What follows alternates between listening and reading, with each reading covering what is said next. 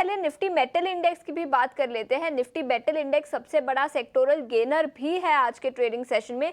कोई फंडामेंटल वजह तो नहीं, लेकिन कुछ टॉप गेनर्स की बात करें तो वेदांता के चार्ट्स आपके स्क्रीन पर लाएंगे।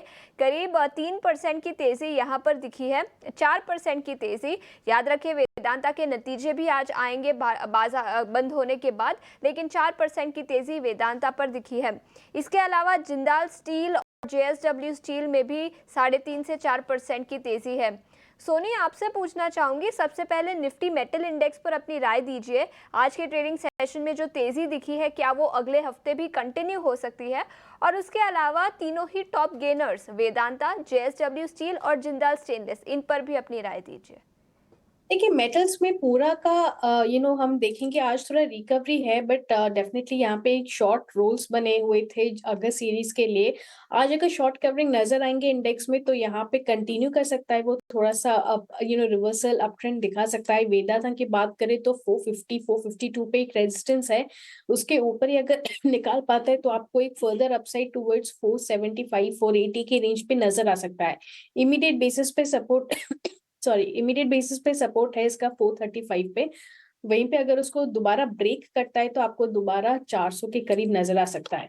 सिमिलरली JSW स्टील की अगर हम बात करें तो वो भी आज एक बैक रिवर्सल यहाँ पे नजर आ रहा है, बट रेजिस्टेंस को अप्रोच कर रहा है और रेजिस्टेंस यहाँ पे 912 915 के रेंज में है। अगर क्रॉस नहीं कर पाएगा इस रेजिस्टेंस को तो थोड़ा सा दोबारा प्रॉफिट बुकिंग हो सकता है इस शॉर्ट कवरिंग पे।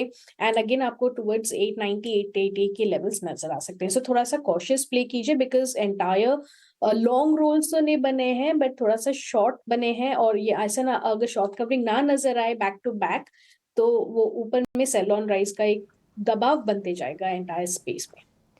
बिल्कुल, ये राय थी। मेटल स्टॉक्स पर थोड़ा सा कॉशियस रहना ज़रूरी रहेगा। आज के ट्रेडिंग सेशन में जो तेज़ी दिखी है उसके बावजूद थोड़ा सा कॉशन बनाए रखें। चूंकि आज सबसे ज़्यादा अगर हम देखें तो कहते हैं ना कि जिस तरह के दबाव में था बैंक निफ्टी और जिस तरह से बाउंस बैक किया वो बहुत ज़बरदस्त रहा। और आज की इस रैली में देखिए दिग्गज बैंकों में कोटक महिंद्रा बैंक का लगभग 3.25% ऊपर अच्छे वॉल्यूम के साथ ट्रेड होता हुआ। इसके अलावा हम देखें AU स्मॉल फाइनेंस बैंक, ये भी लगभग 3.25% ऊपर है। बंधन बैंक आज अच्छे खासे वॉल्यूम के साथ ट्रेड हो रहा है। यहाँ पर हम देख रहे हैं कि लगभग 3.5% की तेज़ी हम इस वक्त देख पा रहे हैं। इसके अलावा PNB में एक बार फिर से जो है वो तेज़ी लौटी है, कल भी हल्की तेज़ी हमने देखी थी। सोनी जी, ज़रा बताइए, बैंकिंग स्टॉक्स पर कुछ नाम मैंने लिए, उनमें से कुछ पसंद आ रहा है या इसके अलावा कहीं आप दांव खेलना चाहिए? प्रशांत जी, यहाँ पे मुझे लगता है कि थोड़ा कॉन्ट्रा प्ले रहेगा। बैंक्स में हम देख सकते हैं कि अभी भी रेजिस्टेंस को क्रॉस किया नहीं है, इनफैक्ट सेल ऑन राइज का व्यू बन रहा है बैंक निफ्टी में। जब तक वो 52,000 के ऊपर सस्टेन नहीं करता है बैंक निफ्टी, यहाँ पे ओवरऑल सारे स्टॉक्स में थोड़ा सा डिफिकल्ट रहेगा कि कोई भी बाउंस बैक करके सस्टेन कर सकता है। सेल ऑन राइज बन सकता है बिकॉज बहुत सारे बैंक्स, प्राइवेट बैंक्स में हम देख सकते हैं कि शॉर्ट रोल ओवर्स हुए हैं, थोड़ा सा डिफिकल्ट रहेगा। यहाँ पे हम देख सकते हैं कि ओवरऑल अगर थोड़ा सा कहीं भी एक उम्मीद है, चांस, तो मुझे लगता है कि ICICI बैंक में शॉर्ट कवरिंग की चांस बन सकती है।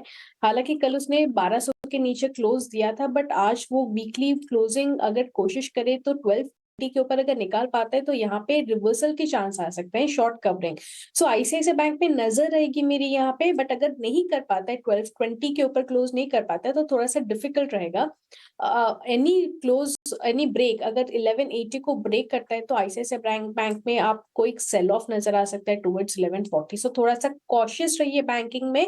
ओवरऑल आज जितना भी पुल बैक नजर आया है इसमें चेज मत कीजिए प्राइवेट स्टॉक, बैंकिंग स्टॉक्स या फिर PSU स्टॉक्स। थोड़ा सा यहाँ पे कॉशियस रहना व्यू मेरा यहाँ पे बनता है।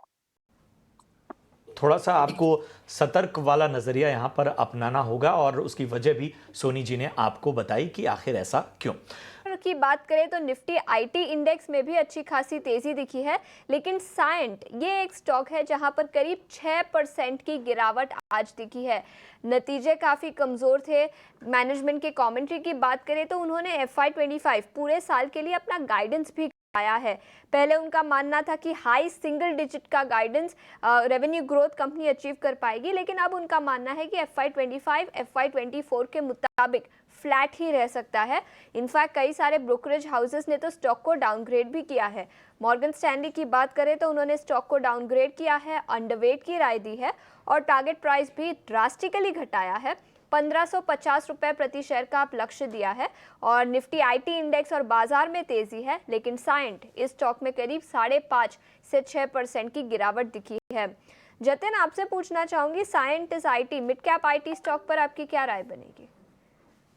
देखिए, अगर जो साइंट की मैं बात करूँ तो ये स्टॉक थोड़ा अंडर परफॉर्मिंग स्टॉक रहा है इन दी आईटी सेक्टर नेम्स, और रिसेंट का जो पुल बैक हमने ये स्टॉक में देखा था अराउंड 1600 से 1900, वो अपने वीकली एवरेजेस पे आके फिजल आउट हो गया। तो हमें लगता है कहीं ना कहीं जो ट्रेंड है वो अभी भी फिलहाल वीक है। हमें लगता है ये 1650 से लेकिन 1630 तक के लेवल्स तक ये स्लिप हो सकता है। तो अगर जो किसके पास है तो आई थिंक अगर जो ये पुल बैक हमें इंट्राडे में जो देखने मिल रहा है उसमें एग्जिट करने की सलाह रहेगी। हमें लगता है कि ट्रेंड वीक है और आगे जाते हुए हमें इसमें सेलिंग प्रेशर देखने मिल सकता है।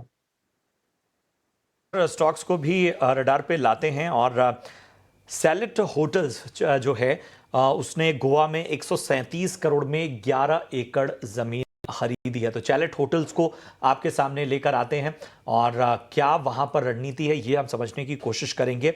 इसके अलावा SW सोलार देखिए, कंपनी को 328 करोड़ का ऑर्डर मिला है और SW सोलार को भी फोकस में लाना होगा। जतिन जी, जरा बताइए, चैलेट होटल्स और SW सोलार ये दोनों स्टॉक आपको कैसे लग रहा है? कि पहले अगर जो मैं बात करूँ तो शैलेट होटल्स पिछले कुछ महीनों से इनफैक्ट ये एक रेंज में ट्रेड कर रहा है, 750 ऑन द डाउन साइड और ऊपर में 900 920 की रेंज में सेलिंग प्रेशर देखने मिल रहा है। तो कहीं ना कहीं ये 200-250 पॉइंट की रेंज में पिछले कुछ महीनों से ट्रेड कर रहा है। हमें लगता है कि इसमें जो ट्रेडिंग स्ट्रेटजी होनी चाहिए वो जब भी ये अराउंड 775 750 के आसपास आता है तो इसमें लॉन्ग करे, और ऊपर में जब भी 900 के आसपास आता है, 920 के आसपास आता है तो उसमें प्रॉफिट मान ले। अगर जो किसी को लंबी अवधि के लिए अक्यूमुलेट करना है तो हमें लगता है कि ट्रेंड बहुत ही पॉजिटिव है और ये जो कंसोलिडेशन हमें देखने मिल रहा है पिछले कुछ महीनों से, ये आगे जाते हुए ऊपर की तरफ एक ब्रेकआउट देगा। तो from an accumulation point of view अगर जो किसको शैलेट होटल्स में इन्वेस्टमेंट करना है तो करंट स्तरों पे बहुत ही अच्छा खासा रिस्क रिवॉर्ड है और सेटअप भी अच्छा है from a short to medium term perspective. So buy कर सकते हैं। ऊपर में टारगेट्स आई थिंक इनिशियली 920 और उसके ऊपर जो ब्रेकआउट आता है तो अराउंड 1000 तक के लेवल्स भी हमें देखने मिल सकते हैं। तो शैलेट होटल्स में इन्वेस्टमेंट पर्सपेक्टिव से बाय करने की सलाह रहेगी। बिल्कुल, तो ये राय थी शैले होटल्स पर खरीदारी की राय। आगे बढ़ते